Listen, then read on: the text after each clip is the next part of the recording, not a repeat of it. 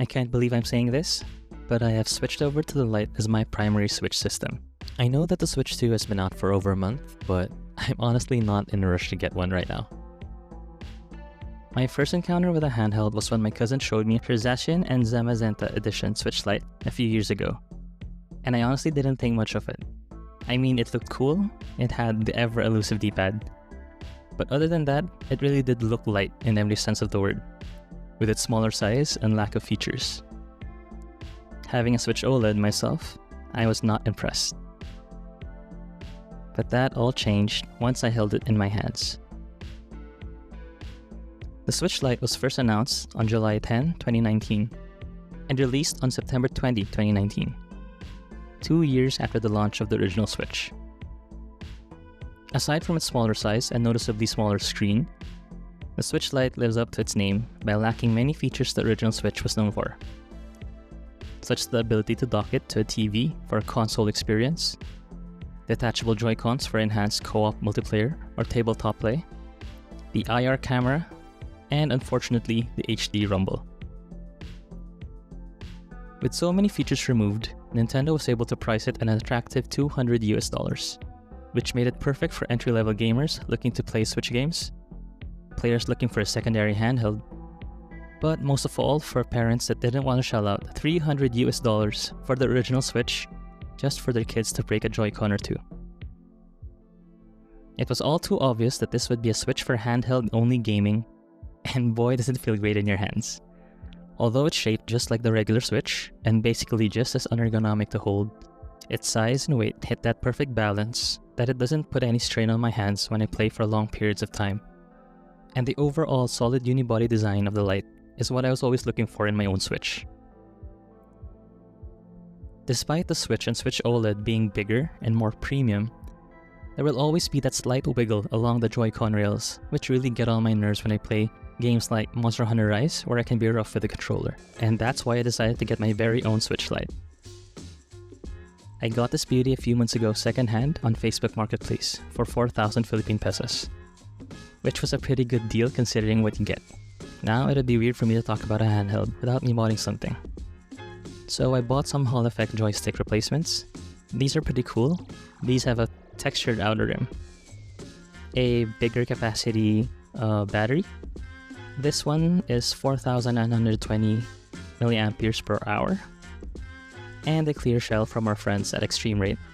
They kindly sent this over when I asked. They have been amazing by sending out their stuff for me to check out, so I'll leave a link to the store down below. I'm actually a bit torn since I'm already into the gray shell, but I also want to see how the clear shell will turn out. I can always just switch back anytime anyway. Again, not going to be a tutorial. This will just be B-roll most likely, while I talk more about the Switch Lite. Taki Udon already has the definitive Switch Lite reshell guide on his channel, so I'll just link it down below for you to check out, along with all the parts that I mentioned in the video. Speaking of Taki Udon, I was really bummed out that the Super 5 OLED screen and HDMI mod he's been working on is currently sold out, so I won't be getting my hands on it anytime soon. That would have taken the Switch Lite to a whole new level. With the reshell complete, I encountered some issues actually. The glue holding the battery in place is hella strong. I honestly had a hard time removing it and I was really scared of it blowing up or something. There were some videos on YouTube where they used isopropyl alcohol, I think 99%, to at least help dissolve the adhesive. So that was probably the best way to go about it, but I honestly didn't have the patience for that since I was kind of in a rush. And yeah, don't do what I did and just try to brute force my way into it. But the biggest issue I had was with the screen. I forgot that this was an entire assembly.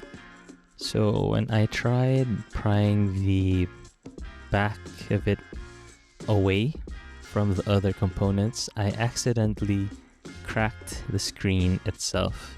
Luckily I had a spare, so that's what I went with. And hopefully down the road I can still get my hands on the OLED screen from Taki Udon. So that's definitely gonna be my next upgrade once I get my hands on one. Definitely Definitely not my finest moment. Well, I guess it just goes to show that you really do have to be careful, especially when doing something with the screen. Just another lesson learned, I guess.